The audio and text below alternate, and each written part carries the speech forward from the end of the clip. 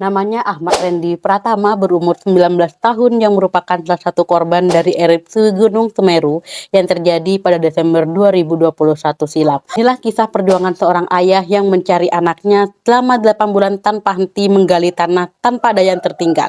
Hai, aku Hasya, selamat mendengarkan ceritaku.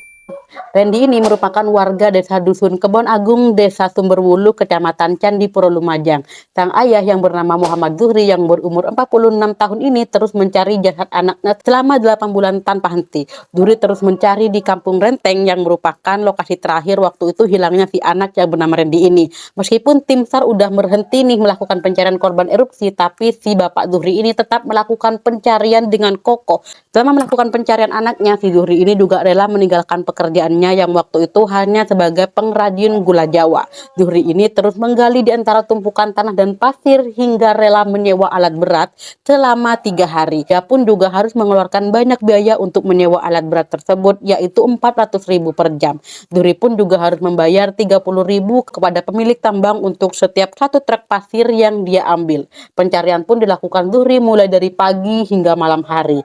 Ia berharap jasad anaknya yang dicintainya segera ditemukan. Saat masa sewa alat berat udah habis, Zuhri melakukan pencarian dengan alat seadanya, yakni menggunakan cangkul dan juga arit. Dia meminta bantuan kepada warga di sekitar, terus kemudian para pencari pasir, dan memberitahukan ciri-ciri anaknya. Kemudian pada Agustus 2022, Said yang merupakan pencari pasir ini menemukan sebuah tulang tengkorak manusia.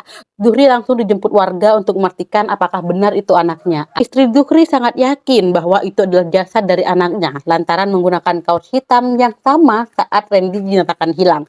Mereka berdua yakin karena kaos hitam tersebut masih melekat di tubuh jasad tersebut.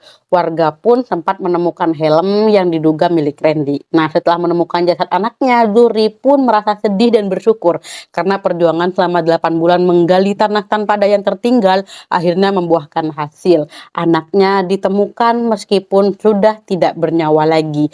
Ia pun melakukan pemakaman dan menggelar tahlilan untuk anaknya dan juga mendoakan. Akhirnya dia bersyukur karena si anak ini udah bisa dikuburkan dengan layak. Ia juga berterima kasih kepada pihak-pihak yang membantu hingga jasad anaknya berhasil ditemukan. Nah, kemudian masih terdapat 3 korban erupsi yang katanya masih hilang. Si Zuhri ini berharap korban-korban erupsi lainnya segera dapat ditemukan. Nah, dari kisah Zuhri ini, walaupun anak tercinta yang ditemukan hanya tinggal kerangka, dia sangat bersyukur karena dapat memakamkannya dengan layak. 8 bulan pencarian akhirnya tidak sia-sia. Mari kita doakan sama-sama semoga almarhum Randy ditempatkan di tempat terbaik di sisinya dan orang tuanya diberikan ketabahan. Terima kasih sudah nonton video ini. See you.